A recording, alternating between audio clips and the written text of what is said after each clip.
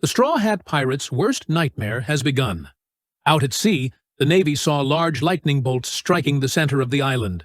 Some soldiers witnessed it firsthand and believed the phenomenon was identical to how St. Saturn had landed on the island earlier. Nearby, a giant archer was still firing numerous arrows at the Navy's warships, each arrow the size of a mast, making them incredibly powerful. Another giant warrior took the opportunity to jump onto the remaining ships to destroy them all. Inland, the group of giants was excitedly heading towards the center of the island, with dangerous lightning flashes before them, signaling that Luffy needed help. Even Frankie's group had to stop, worried about their friends. Luffy, at this moment, looked surprised, not understanding what had happened, as 4 extremely dangerous dark shadows appeared around him. Sanji exclaimed that something unusual was happening in this place, and therefore they had to leave as soon as possible. At this point, Dr. Vegapunk's recording was still ongoing, broadcast live from Mary Joy's, and it was known that no one could stop this live broadcast. However, the current appearance of the 4 leaders of the world government has put Egghead at risk of destruction. Saturn was continuously attacking Luffy, but he kept dodging. The dark shadows behind him began to reveal their true forms. Seeing this, Luffy was deeply shocked, thinking they were 5 giant monsters. Frightening sounds emanated from within the thick smoke. Luffy stood there, waiting to see what would happen next. In his mind, he felt as if he was being swallowed by the darkness of the 5 monsters. One by one, the different forms of the 4 newly summoned beings appeared. These are the forms of the rulers at the head of the world government. The 5 monsters including Jew Peter in the form of a sandworm, Marcus Mars in the form of a bird, Warcury in the form of a pig, Nusjuro in the form of a horse, and finally Saturn in the form of a spider. When these 5 monsters appeared together, destruction had begun. Their roars pushed Luffy back. The buildings also could not withstand it, and collapsed. With his abilities, Luffy easily escaped the rubble. However, standing before him was the massive body of the enemy. At the start of the battle, just the 5 monsters walking past Luffy forced him to dodge. These are the supreme judges of the world government. If this continues, the entire island will be destroyed. Luffy demanded that they stop. He then enhanced his body, transforming into a giant form to fight. However, Saturn used a special skill, an attack with his gaze, to defeat Luffy. Just like that, his large body shrunk back to its original form. Nusjuro then, with incredible speed, jumped over Luffy, and Luffy was also thrown far away by the pressure. With his speed, he reached the battle on the coast, where the pacifistas were still attacking the Navy warships. The damage was immense, which is why Nusjuro had to rush to help. He transformed into a centaur and used a sword to attack. The high-speed slash instantly froze the pacifista's body. This ability is somewhat similar to Brook of the Straw Hat Pirates. Just like that, a series of cyborgs were neutralized by Nusjuro, unable to function. His movement speed was so fast that Navy soldiers couldn't even see what was happening. In this way, the world government faction was able to retain all the pacifistas so that the damage would not increase. The battle on the coast was considered over as the cyborgs had part of their bodies frozen. The soldiers at this time also saw the giant horse form, but Nusjuro disappeared immediately afterward. Inside, Luffy was blown away once again by Marcus Mars. At the same time, Sanji had contacted Nami and Robin. He didn't know how to explain what was happening below, warning of a great danger approaching them. He asked them to escape immediately, and the giant bird also separated to do the same work as Nusjuro. The Marines were happy to regain the upper hand, as they could now avoid unnecessary battles with the cyborgs. The Vice Admiral ordered everyone to quickly find Bonney and destroy the Straw Hat Pirates. Above, after flying to the shield, the giant bird let out a cry signaling that something bad was about to happen, and Sanji was also trying to run back to regroup with his teammates. He said that an extremely dangerous monster was flying towards them, so they should retreat immediately. Even Sanji had become a target of lightning attacks. Nami was worried that the remaining members had not yet arrived, and Usopp then heard a loud sound coming from behind him. Along with that was Lilith's scream, and Chopper wondered what was happening. Just then, their sunny ship rushed out, shocking the three friends, while Brook was still happily enjoying the thrill of the ship speeding away. Lilith begged someone to stop this. Back to Luffy's battle in his Sun God Nika form, Saturn began to feel annoyed as his opponent easily dodged his attacks. Seeing this, Jupiter stepped in to help, trying to swallow Luffy, but he still escaped. Luffy realized that his opponent was an earthworm that could hide underground, and because he couldn't predict where Jupiter would appear, he was thrown into the sky. Just like that, Luffy fell into the mouth of the giant monster. The scene then shifted to the beach, where only a few cyborgs were still active. However, they were soon defeated by Nusjuro, and the giant bird turned its body into fire and plunged straight into the protective shield to find Vegapunk's broadcast device and destroy it. Inside, Usopp still didn't realize this and contacted Sanji, saying that Brook and Lilith were temporarily there with them and the sunny ship. Brook confidently said, "See, I told you it would be fine," and Lilith scolded him for saying that when Usopp was the one who stopped the ship. Before that, when the sunny ship rushed over, he used a type of bullet that grew trees to stop the ship, and they were also planning to leave according to the original plan. However, Zoro was still fighting, and Jinbei was going to call his teammate back. Sanji was angry when he heard this, and he asked Jinbei about the situation there, and he said he understood the situation. "Even if their battle is not over, I will force Zoro back." Hearing this, Sanji was somewhat relieved. At the same time, the two powerful warriors were still competing. Lucci continuously used speed to attack, but Zoro still blocked it. His opponent ran around, creating a smokescreen to obscure his vision, and then launched a powerful kick that cut down all the surrounding trees. Zoro also responded with 3 continuous slashes, and as the two sides rushed at each other, they suddenly felt someone extremely powerful attacking this place. In contrast to Zoro's uneasy feeling, Lucci was extremely excited, realizing that it was one of the 5 leaders of the world government. In the next slash, Zoro let go of his sword, and both sides seemed tired, as they couldn't decide a winner. Lucci thought that Zoro was distracted because he felt the terrifying haki, which was covering the entire island. Jinbei had arrived at this point and saw the battle between the two, and Lucci continued to attack with long-range moves. Zoro had to dodge, so he was approached by his opponent, and the battle was still very balanced, with neither side at a disadvantage. Jinbei informed Sanji about this, which annoyed him, as he thought Zoro was putting the entire crew in danger, calling Zoro useless without realizing that he had heard it. Zoro, fueled by his anger, wanted to unleash a finishing blow in the next move. Lucci completely failed to notice the change in his opponent and continued to charge in to attack, but even after throwing hundreds of punches, Zoro still dodged them all. He built up momentum and slashed with all 3 swords, and in that moment, Lucci realized he was the loser. Zoro successfully cut through his opponent, causing him to collapse, and Jinbei was incredibly surprised to witness this. At the same time, Luffy had fallen into the monster's belly. He tried to escape, but was bitten by the earthworm's teeth. Fortunately, he was still able to escape. Luffy said he didn't taste good, so don't eat him like that. As soon as he finished speaking, Saturn controlled Luffy and slammed him straight towards Warcury, and just like that, Luffy's head collided with the head of the giant pig. Once again, he was swallowed by Jupiter. Fortunately, Brogy and Dorry were present at this time. Hearing Luffy's cries for help from inside the earthworm's belly, the 2 giant warriors rushed in to attack. Saturn and Warcury also stood up to compete, but Dorry and Brogy easily fended them off. In terms of strength, they were not inferior. The 2 giant warriors then threw the 2 monsters directly at each other. They continued to rush towards Jupiter and unleashed their ultimate move, cutting the earthworm into 3 parts. Thanks to this, Luffy was freed, which made him very happy. After seeing the 2 old giant men, Luffy also greeted them, as it had been a long time since they had met. Dorry said we couldn't stand by and watch the Straw Hat Pirates in danger, so we came here. Dorry and Brogy were relieved to see Luffy still healthy. It had been 2 years since they last met, so both were overjoyed.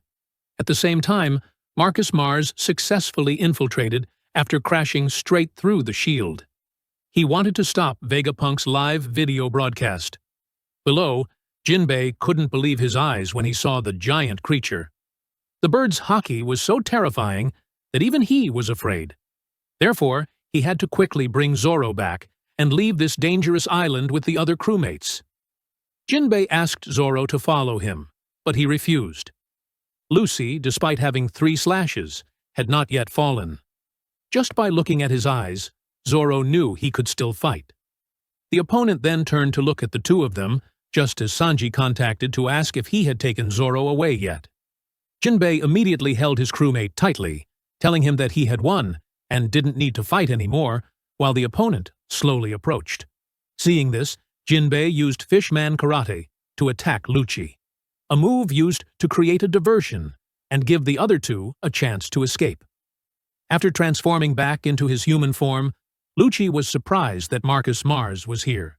He asked his subordinate where York was. Zoro, being led away by Jinbei, also wondered what the giant body of the monster was. And as for Lucci, facing the question from his superior, he showed fear. He then stated that York was still being held in the control room on the 4th floor, Building A. The two who just escaped were Roronoa Zoro and Jinbei, the Son of the Sea, and there were 5 other members of the Straw Hat Pirates here as well.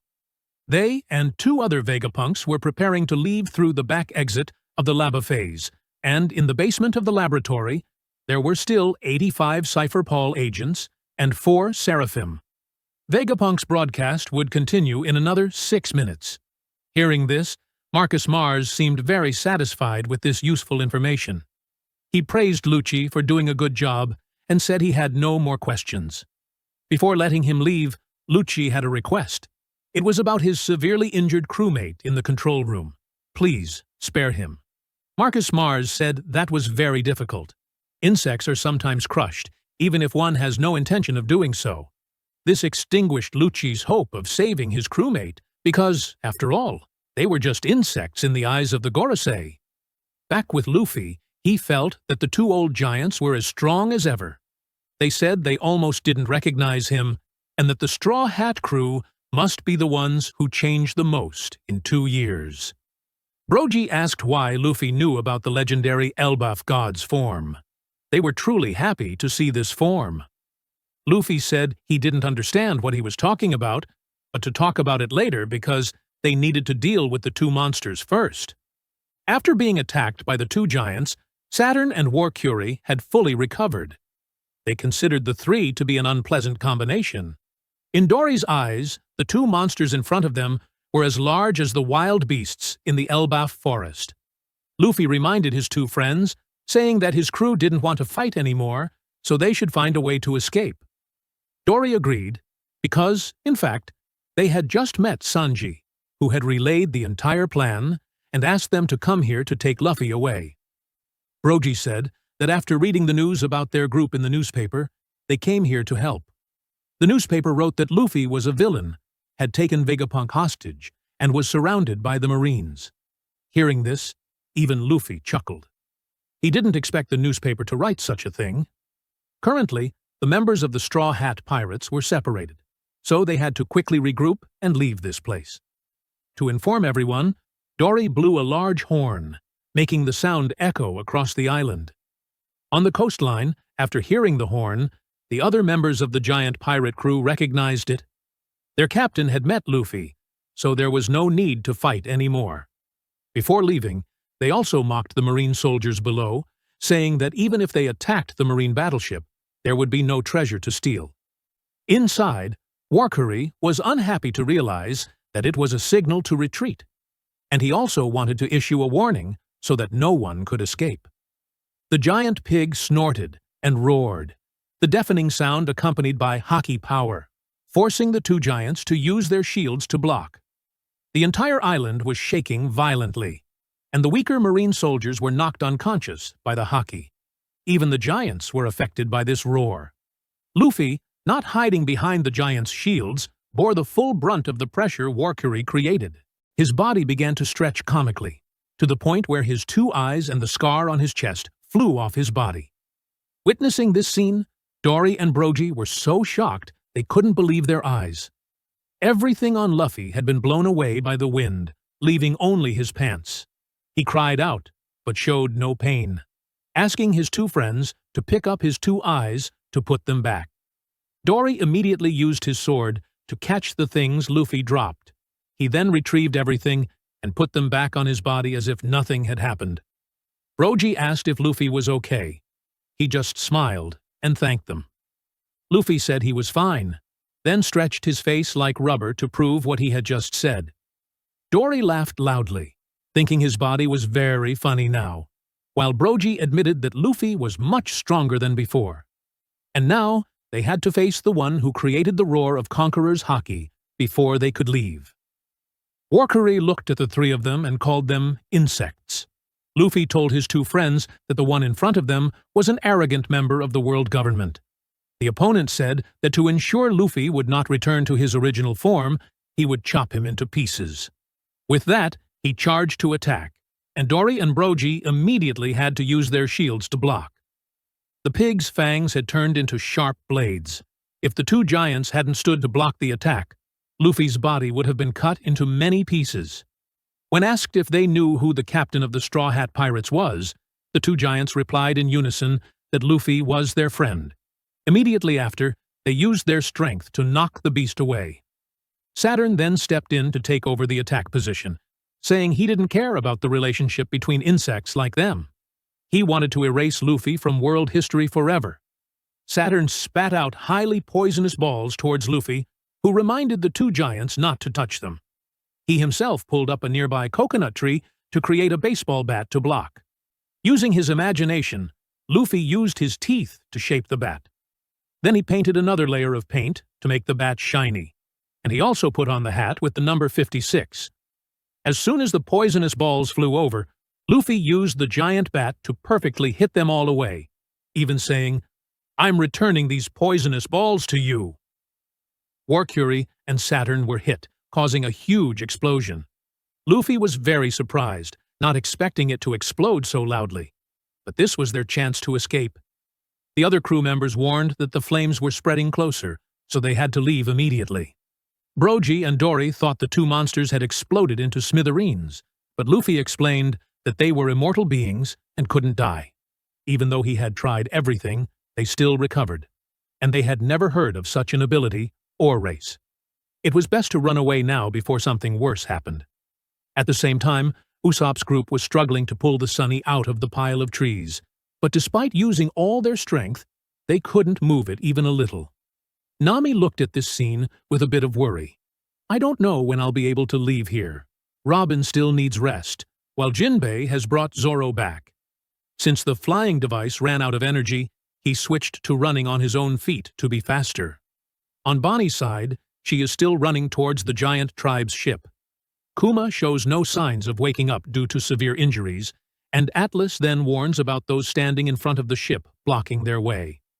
These are the three Marine Vice Admirals tasked with eliminating Bonney. Sanji, on the other side, is also racing against time. He has a bad feeling about what's about to happen. Vegapunk's broadcast is still ongoing, and seeing this, York, who is tied up below, doesn't understand what they are trying to do. She demands to be uncuffed, but she can't, and at this moment, York's cry helps the giant bird discover her. Marcus Mars asks where the room on the screen that Vegapunk is showing is, and York, completely unaware of who this is, shows fear. The scene shifts to Admiral Kizaru, who is still lying on the ship.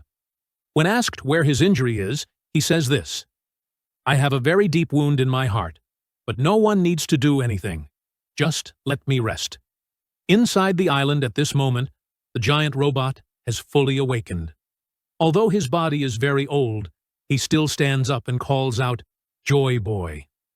The spear that was stabbed into him is pulled out, and right below, some Marine soldiers are still chasing the members of the giant pirate crew.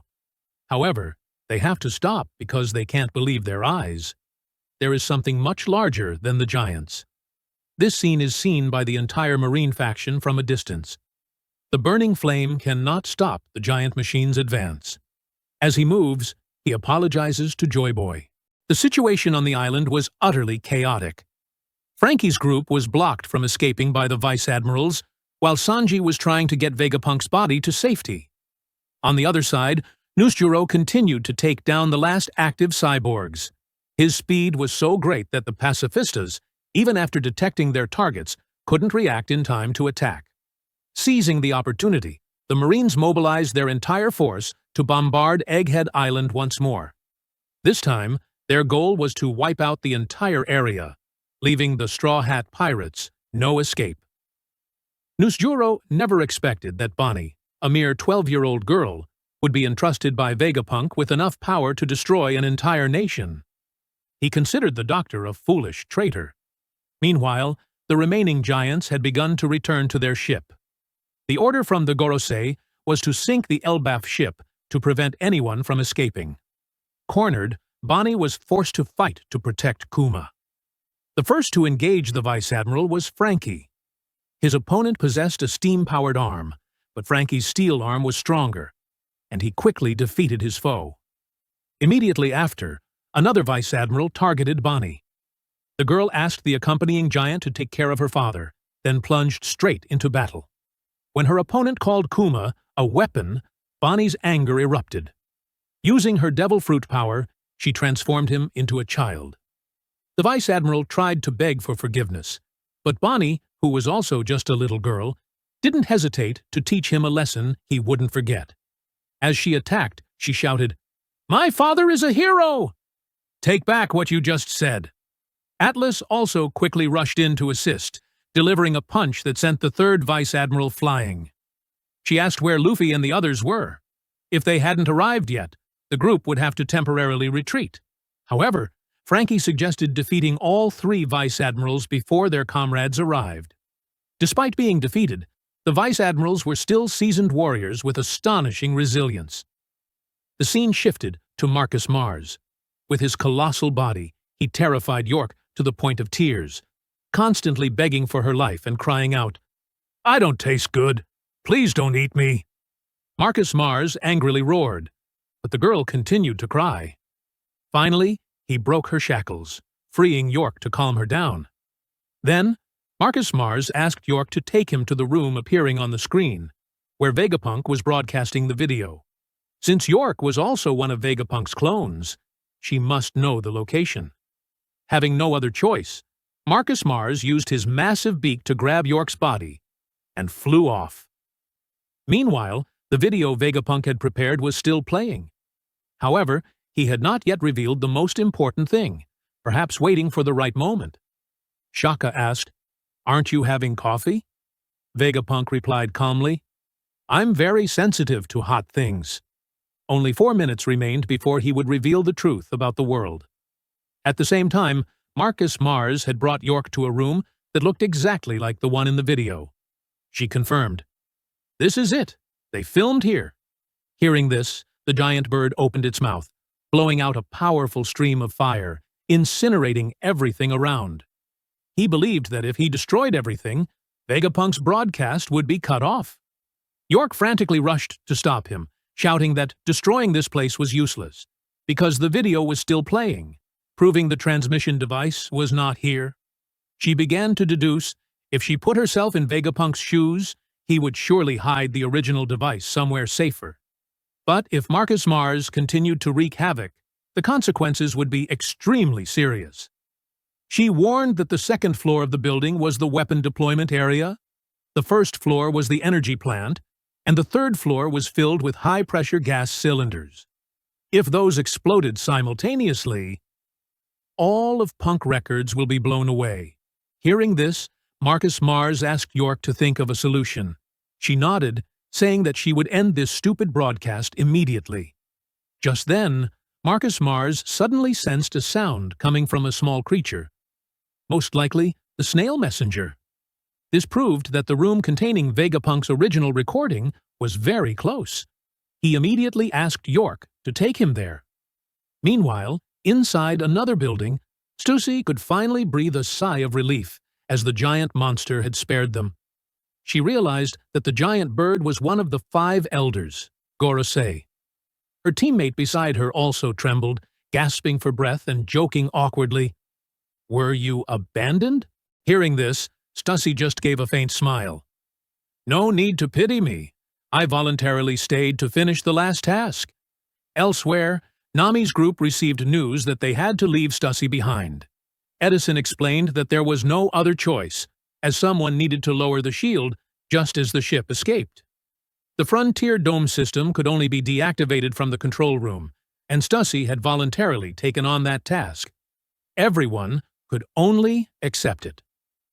The best way to thank her, Edison said, is for all of us to get out of here together. Edison reassured her. I have calculated everything. This ship will fall straight to the ground, but we still have a chance to land safely.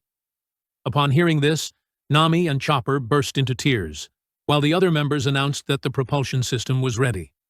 They just needed to wait for Zoro and Jinbei to return. Then they could all jump into the sea. However, Chopper was still worried that this wouldn't be enough to reach the sea surface. Edison laughed, thinking their ship was troublesome. But he also added, "It's that determined spirit that creates miracles. I'm just a scientist, but I believe in you all." He guaranteed that the ship would land safely on the water. After saying this, Lilith suddenly realized something and quickly tried to stop him, but Edison was determined. He immediately flew towards the shield, despite the desperate screams of his friend behind him. According to his calculations, upon impact with the shield, his body would suffer 78% damage. "That's not enough to kill me," Edison said. As soon as he touched the shield, a huge explosion rang out. Those who witnessed it could only stand frozen in shock and pain. Outside the coast, a strange phenomenon was occurring. All the Navy warships were suddenly pulled strongly towards Egghead Island. The reason was Jew Peter. He continuously sucked everything around him into his body. The terrifying suction force made Dorry and Brogy unable to move, and even Luffy, in his Sun God Nika state, was held tight, unable to budge. In this critical situation, Luffy quickly thought of a way. He grabbed Brogy's arm, using the momentum to fly straight up. Nearby, he discovered a building just large enough to stuff into the giant sandworm's mouth. Luffy cut the building in half, lifted it with his muscular form, and shouted, "If you're hungry, eat these buildings!" After saying that, he threw the giant concrete block straight into the opponent's throat. The attack, with terrifying power, made the monster collapse on the spot. Thanks to this, the three of them had a chance to continue fleeing. However, using too much strength caused Luffy's body to return to its old man state. Brogy asked in surprise what had happened. Luffy gasped, saying that he had almost run out of energy from food. Hearing about food, the two giants remembered that they had brought some fermented shark, the emergency food of the giant race. Its smell was so strong that Luffy grimaced, but to regain his strength, he still decided to eat it. Dorry laughed and said, "Once you get used to it, you'll find it delicious." Indeed, after just a few bites, Luffy's body fully recovered, becoming as strong as before. Seeing this, Dorry laughed and said, "Your body is so simple. Just eat, and you're strong again." But their joy was short-lived. Warcurry, with the body of a giant pig, caught up with them. Brogy warned Luffy to stay away, but he chose to stay and fight. "Once I'm full, I'm not afraid of anything," Luffy shouted, then leaped high, activating Gear 3rd, creating a giant fist to attack Warcurry. The terrible collision stunned Warcurry, but Luffy also screamed in pain. The pig's body was as hard as steel. The two giants, seeing this, urged, "Retreat! Don't let these monsters catch up." At the same time, in the research area, Lilith was silently expressing her sorrow for Edison. However, they had no time to grieve, because, at that moment, Saturn suddenly appeared, putting everyone in danger. Below, Bonney's group had finally defeated the three vice-admirals. The accompanying giant invited them onto the ship, but the very next second, he was slashed by Nusjuro's sword. His sudden appearance left everyone frozen in fear. The scene shifts to Vegapunk's secret room. Thanks to York, Marcus Mars finally found his way there. As expected, the original Den Den Mushi was there. Marcus Mars let out a cold laugh, saying that Vegapunk's luck had run out, then raised his arm, preparing to destroy the device immediately. Speaking to the whole world for the first time made Vegapunk a little flustered. However, the waiting time was over, so he calmly began his speech. Meanwhile, Marcus Mars discovered something astonishing. The world's greatest brain was being stored right here. Even though Vegapunk's original body had died, the brain continued to exist. It contained all of humanity's knowledge, and its current size was as large as a building. While Marcus Mars was distracted, the transponder snail tried to crawl away to escape, but it was too slow and was still caught by him. In the video playing, Dr. Vegapunk said that many people might not believe what he was about to reveal, but this broadcast would surely make the whole world listen and unite. The scene shifted to the East Blue, Usopp's hometown. There, children were intently listening to stories about Dr. Vegapunk, the person who had created countless great inventions that changed the world.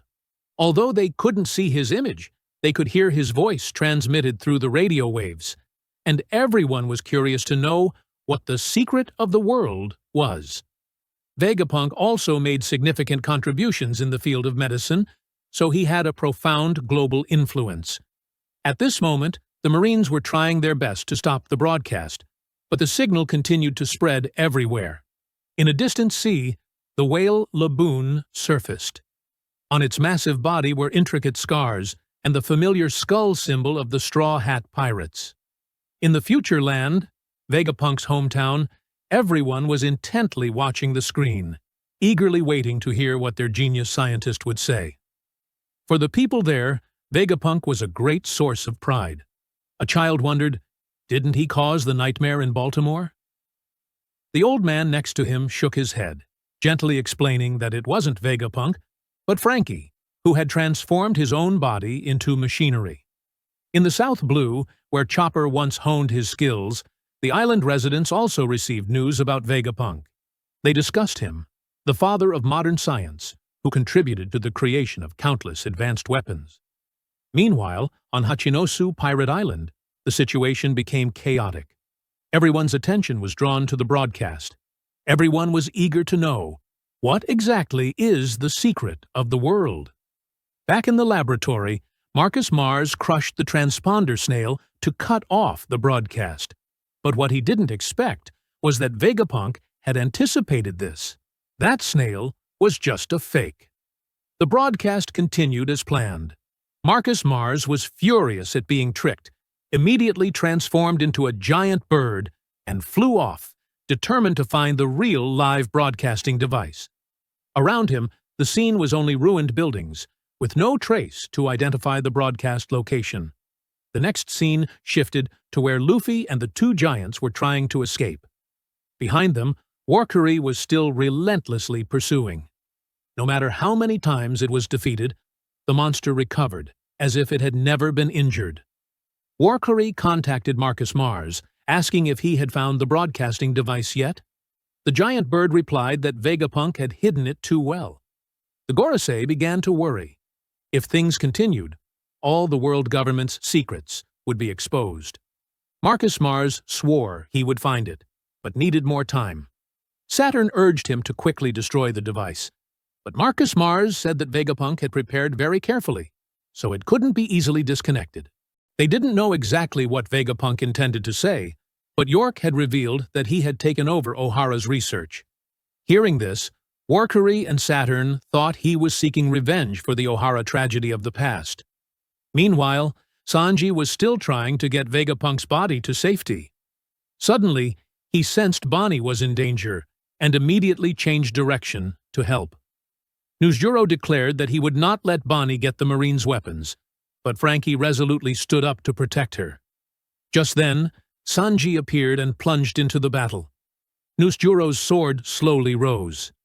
In a dangerous moment, Sanji kicked to block the blow, then counterattacked with a powerful kick to the chin, making his opponent spit blood. He declared, "No one is allowed to hurt her." Flames raged fiercely around Nusjuro's body, but he did not stop. Nusjuro transformed into a giant horse, biting Sanji tightly. Vegapunk's body fell, fortunately caught by Atlas in time. Bonney worried about Sanji, but could do nothing. The two below continuously dodged the terrifying stomps from the giant horse. Fortunately, Oimo and Kashi appeared just in time. After realizing that the other group were allies of the Straw Hat Pirates, they immediately rushed to assist, holding Nusjuro's body tightly so Sanji could escape. However, the opponent's strength was too great, causing even the two giants to struggle. Seeing this, Bonney transformed into a giant form, joining them in battle.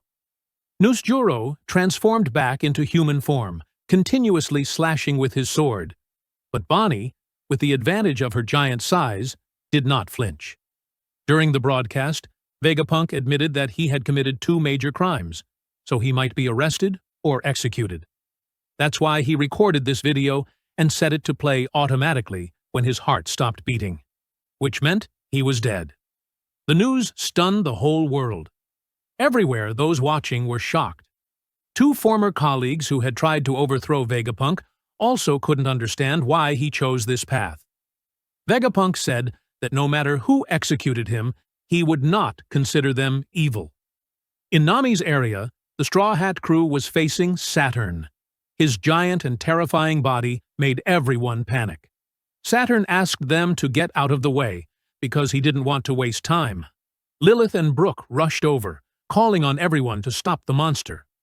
Chopper tried to take Robin to safety, but she refused, determined to stay. In Robin's mind, the voice of the one who had ordered the destruction of Ohara still echoed. The opponent quickly recognized her as Nico Robin, the last survivor of Ohara, and the one Akainu had failed to kill. Nami was surprised, not understanding why the opponent knew Robin's past so well. Lilith explained that he was one of the 5 elders. The giant monster immediately attacked Robin, forcing the others to take the blow. Nami ran to carry Robin away, while the remaining crew members unanimously declared, "No matter what happens, we will definitely protect her." Meanwhile, Luffy was still fleeing from pursuit. Warcury asked Marcus Mars about the broadcast location, but he still hadn't found it. Jew Peter was also searching all over the ground without finding anything. No one expected Vegapunk to cause so much trouble. Off the coast, Navy warships continued their fierce bombardment. The entire island was on fire, but nothing could stop the broadcast. Vegapunk said that his statement might make many people laugh, but nevertheless, everyone had the right to know the truth. In another room, York was trying to find the broadcasting device. She was confident that, since she was also a Vegapunk, she would soon find it. However, too many fake transponder snails had been set up beforehand, making it impossible for Marcus Mars to distinguish the real ones. When someone suggested destroying the power plant, Saturn immediately objected because it would cause immeasurable consequences. Finally, Vegapunk delivered a conclusion that shook the entire world. All continents on Earth would be submerged to the bottom of the sea. That statement silenced everyone. The Gorosei were collectively enraged, while people all over the world could only watch in stunned silence.